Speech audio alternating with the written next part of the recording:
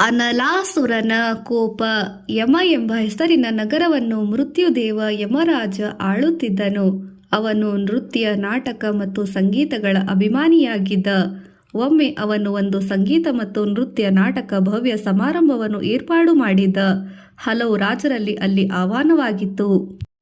ತಿಲೋತ್ತಮ ಎಂಬ ಸುಂದರ ನೃತ್ಯಗಾರತಿ, ನಾಟಕಗಾರತಿ ಎಷ್ಟು ಆಕರ್ಷಕವಾಗಿ ನೃತ್ಯ ನಾಟಕ ಮಾಡಿದಳೆಂದರೆ ಯಮರಾಜನ ಗಮನವನ್ನು ಅದು ಸೆಳೆಯಿತು. ಯಮರಾಜ ಅವಳನ್ನು ತನ್ನ ಹೆಂಡತಿಯಾಗಬೇಕೆಂದು ಒತ್ತಾಯಿಸಿದ. 1 ವರ್ಷದ ನಂತರ ತಿಲೋತ್ತಮೆ ಒಂದು ಮಗುವೊಂದನ್ನು ಜನ್ಮ ನೀಡಿದಳು. ಮಗು ಬೆಳೆದು ಅನಲ ಎಂಬ ಉಗ್ರ ರಾಕ್ಷಸನಾದ. ಅವನೆಷ್ಟು ಸಾಮರ್ಥ್ಯವನೆಂದರೆ ತನ್ನ ಧ್ವನಿಯಿಂದಲೇ ಭೂಮಿಯನ್ನು ಸೆಳೆಯುತ್ತಿದ್ದ ಮತ್ತು ಅವನ ಕಣ್ಣುಗಳು ಬೆಂಕಿ ಸೂಸುತ್ತಿದ್ದವು. ಅವನ ಆವೇಶ ವಿಶ್ವವನ್ನೇ ಧ್ವಂಸ ಮಾಡುತ್ತಿತ್ತು. ಅವನನ್ನು ನೋಡುತ್ತಿದ್ದಂತೆ ಜನ ತಮ್ಮ ಜೀವ ಉಳಿಸಿಕೊಳ್ಳಲು ಓಡುತ್ತಿದ್ದರು. ಅಂತಹ ಸಂದರ್ಭದಲ್ಲಿ ಅವನು ಕ್ಷಣದಲ್ಲಿ 3 ಲೋಕಗಳನ್ನು ಗೆದ್ದನು. ಅವನ ಹೆಸರು ಕೇಳಿ ಇಡೀ ವಿಶ್ವ ನಡುಗುತ್ತಿತ್ತು. ದೇವತೆಗಳು ಭೀತರಾದರು. ಹಲವು ಪ್ರಯತ್ನಗಳನ್ನು ಮಾಡಿಯೂ ಇಂದ್ರನಿಂದ ಅನಲಾಸುರನನ್ನು ಗೆಲ್ಲಿಸಲಾಗಲಿಲ್ಲ. ಹೀಗೆ ಇಂದ್ರನಿಂದ ಅನಲಾಸುರನನ್ನು ಗೆಲ್ಲಲಾಗಿರಲಿಲ್ಲ. ತೊಂದರೆಗೊಳಗಾದ ದೇವತೆಗಳು ಸಹಾಯಕ್ಕಾಗಿ ಮಹಾವಿಷ್ಣುವನ್ನು ಮೊರೆ ಹೋದರು. ವಿಷ್ಣು ನಿಮಗಾಗಿ ನೆರವಾಗಬಲ್ಲ ಒಬ್ಬನೇ ದೇವನೆಂದರೆ ಅದು ಶ್ರೀ ಗಣೇಶ, ಗಣೇಶನೊಬ್ಬನೇ ಎಂದು ಸಲಹೆ ಮಾಡಿದ. ಗಣೇಶನಿಂದ ಅನಲಾಸುರನ ಸೋಲು. ಭೀತರಾದ ದೇವತೆಗಳು ಅತ್ಯಂತ ಅರ್ಪಣಾಭಾವದಿಂದ ಗಣೇಶನನ್ನು ಪ್ರಾರ್ಥಿಸತೊಡಗಿದರು. ಅವರೆಲ್ಲ ಅನಲಾಸುರನ ದೌರ್ಜನ್ಯವನ್ನು ಕೊನೆಗಾಣಿಸುವ ಬಯಕೆ ಹೊಂದಿದ್ದರು. ಗಣೇಶ ಅವರ ಪ್ರಾರ್ಥನೆಗಳನ್ನು ಸ್ವೀಕರಿಸಿದ ಮತ್ತು ಅವರ ಕರೆಗೆ ಒತ್ತಾಯಿಸಿದ. ಅವರ ಕುಂದು ಕೊರತೆಗಳನ್ನು ಆಲಿಸಿದ ನಂತರ ಗಣೇಶ ಅವರಿಗೆ ನೇರವಾಗಲು ಒಪ್ಪಿದ. ಗಣೇಶ ಅನಲಾಸುರನ ನಿವಾಸಕ್ಕೆ ತಲುಪಿದ. ಒಳಗೆ ಪ್ರವೇಶಿಸುವ ಮುನ್ನ ಒಬ್ಬ ಹುಡುಗನಾಗಿ ಪರಿವರ್ತನೆಯಾದ. ಅನಲಾಸುರ ನಿಧಾನವಾಗಿ ಗಣೇಶನ ಕಡೆಗೆ ತನ್ನ ಕಣ್ಣುಗಳನ್ನು ಬೆಂಕಿ ಹೊರಸೂಸುತ್ತಾ ಬಂದ. ಸುತ್ತಮುತ್ತ ಎಲ್ಲ ಸುಟ್ಟು ಬೂದಿಯಾದವು. ಆದರೆ ಆ ಹೊಲಸು ರಾಕ್ಷಸನ ಮುಂದೆ ಗಣೇಶ ಧೈರ್ಯವಾಗಿ ನಿಂತ. ಅನಲಾಸುರ ಅವನನ್ನು ಗೇಲಿ ಮಾಡಿ ಗಟ್ಟಿಯಾಗಿ ನಕ್ಕು, ಇಷ್ಟು ಚಿಕ್ಕವನು, ಆದರೆ ನೀನು ಈ ಹುಡುಗನನ್ನು ನನ್ನನ್ನು ಸೋಲಿಸಲು ಯೋಚಿಸಿದ್ದಾನಲ್ಲ ಎಂದು ಹೇಳಿದ ಮತ್ತು ಅವನು ಗಣೇಶನತ್ತ ಬೆಂಕಿ ಎಸೆಯತೊಡಗಿದ. ಆದರೆ ಗಣೇಶ ತೊಂದರೆ ಆಗಿಲ್ಲದವನಂತೆ ಉಳಿದ. ಬಳಿಕ ಅನಲಾಸುರ ಗಣೇಶನನ್ನು ನುಂಗುವಷ್ಟು ಗಾತ್ರಕ್ಕೆ ತನ್ನ ಬಾಯಿ ತೆರೆದ. ಆದರೆ ಗಣೇಶ ತನ್ನ ನಿಜರೂಪಕ್ಕೆ ಮರಳಿ ಒಮ್ಮೆಲೆ ಅನಲಾಸುರನನ್ನು ಗಲಿಬಿಲಿಸಿದ, ಗಬ್ಬೆಬ್ಬಿಸಿದ. ಅನಲಾಸುರ ತನ್ನ ಅಂತ್ಯ ಕಂಡ. ಸಂಭ್ರಮಿಸಿದ ದೇವತೆಗಳು ಗಣೇಶನ ಮೇಲೆ ಹೂಮಳೆ ಕರೆದರು. ಗಣೇಶನ ಹೊಟ್ಟೆ ಉರಿಯುವ ಸಂದರ್ಭ. ಅತ್ತ ರಾಕ್ಷಸ ಅನಲಾಸುರನನ್ನು ನುಂಗಿದ ನಂತರ ಗಣೇಶ ತನ್ನ ಹೊಟ್ಟೆಯನ್ನು ಸಾಮಾನ್ಯವಲ್ಲದ ಏನೋ ಆಗುತ್ತಿದೆ ಎಂದು ಭಾವಿಸತೊಡಗಿದ. ಅವನ ಹೊಟ್ಟೆ ಬೆಂಕಿ ಹೊತ್ತಿಕೊಂಡಂತೆ ಕಂಡಿತು. ನೋವಿನಲ್ಲಿ ಅವನು ದುಃಖಿಸುತ್ತಿದ್ದ.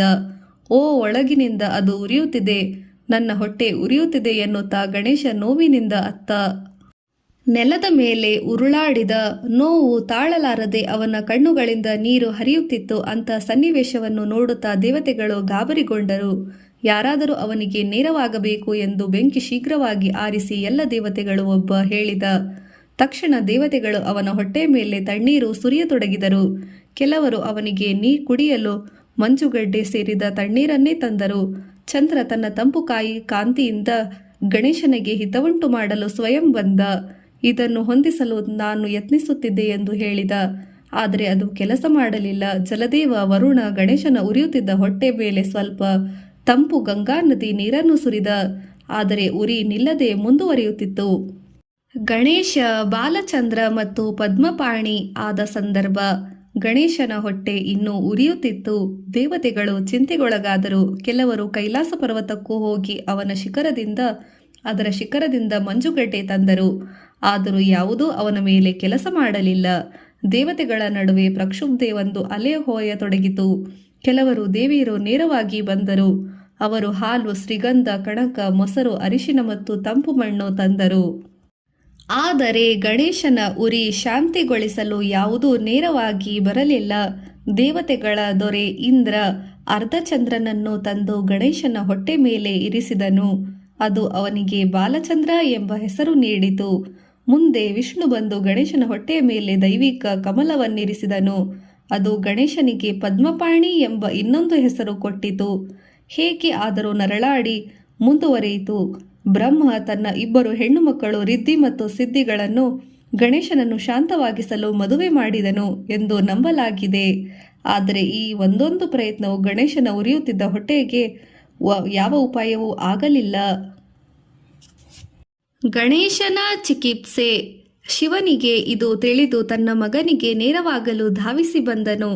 ಅವನು ತನ್ನ ದೈವಿಕ ಸರ್ಪಕ್ಕೆ ಗಣೇಶನ ಹೊಟ್ಟೆ ಮೇಲೆ ಕುಳಿತುಕೊಳ್ಳಲು ಆಜ್ಞೆ ಮಾಡಿದನು. ಆದರೆ ಅದು ಕೆಲಸ ಮಾಡಲಿಲ್ಲ. ಅದು ಮಹಾಸರ್ಪದ ಪವಿತ್ರ ಶಕ್ತಿಗಳು ಗಣೇಶನನ್ನು ಗುಣಪಡಿಸಲು ಸಾಕಾಗಲಿಲ್ಲ. ಇಡೀ ಬ್ರಹ್ಮಾಂಡದಿಂದ ಗಣೇಶನಿಗೆ ನೇರವಾಗಲು 80,000 ಮುನಿಗಳು ಕರೆಸಲಾಯಿತು. ಅವರೆಲ್ಲ ಗಣೇಶನ ಉರಿ ಉರಿ ಎಂದು ನರಳುತ್ತಿದ್ದದ್ದು ನೋಡಿದಾಗ ಅವರಿಗೆ ಒಂದು ಕಲ್ಪನೆ ಮೂಡಿತು. ಅವರು ದೂರ್ವಾ ಅಂದರೆ ಗರಿಕೆ ಹುಲ್ಲಿನ 21 ಮೊಳಕೆಗಳನ್ನು ಇರಿಸಿದರು. ಬಳಿಕ ಪವಿತ್ರ ಮಂತ್ರಗಳನ್ನು ಪಠಿಸಿದರು. ಇದು ಇಡೀ ವಿಶ್ವದಲ್ಲೇ ಪ್ರತಿಧ್ವನಿಸಿತು. ಕಡೆಗೆ ಉರಿ ನಿಂತಿತು. ಗಣೇಶನಿಗೆ ನಿರಾಳವಾದಂತಾಯಿತು. ಅವನು ಮುನಿಗಳಿಗೆ ವಂದನೆ ಹೇಳಿದ. ನಾನು ಈಗ ಉತ್ತಮ. ಎಲ್ಲ ದಯಾಳು ಮುನಿಗಳೇ, ನಿಮಗೆ ವಂದನೆಗಳು ಎಂದು ಹೇಳಿದ. ಬಳಿಕ ಗಣೇಶ ಯಾರೆಲ್ಲ ನನಗೆ ದೂರ್ವಾ ಹುಲ್ಲು ನೀಡುವರೋ ಅವರೆಲ್ಲ ನನ್ನ ಆಶೀರ್ವಾದವನ್ನು ಪಡೆಯುವರು ಎಂದು ಘೋಷಿಸಿದ. ದೂರ್ವಾ ಹುಲ್ಲು ಅರ್ಪಿಸುವ ಭಕ್ತನು ನನ್ನ ಆಶೀರ್ವಾದಗಳನ್ನು ಹೊಂದಿ ಮತ್ತು ಅವರ ಎಲ್ಲ ಪಾಪವನ್ನು ಕ್ಷಮಿಸಲಾಗುತ್ತದೆ ಎಂದು ಹೇಳಿದ. ದೂರ್ವಾ ಹುಲ್ಲು ಅರ್ಪಿಸುವ ಭಕ್ತನು ನನ್ನ ಆಶೀರ್ವಾದಗಳನ್ನು ಹೊಂದಿ ಅವರ ಎಲ್ಲ ಪಾಪಗಳನ್ನು ಕ್ಷಮಿಸಲಾಗುತ್ತದೆ ಎಂದು ಕೇಳಿದ. ಅಲ್ಲಿಂದೀಚೆಗೆ ಯಾವುದೇ ಆಚರಣೆ ಗಣೇಶನಿಗೆ ದೂರ್ವಾ ಹುಲ್ಲು ಕೊಡದಿದ್ದರೆ ಪೂರ್ಣವಾಗಿಲ್ಲ ಎಂದು ಪರಿಗಣಿಸಲಾಗಿದೆ. ಇದು ಪ್ರಥಮ ಪೂಜ್ಯ ಶ್ರೀ ಗಣೇಶನಿಗೆ ಗರಿಕೆಯು ಸಮರ್ಪಿತವಾಗಿದೆ. ಪೂಜೆಯಲ್ಲಿ ಇದು ಸಹ ಒಂದು.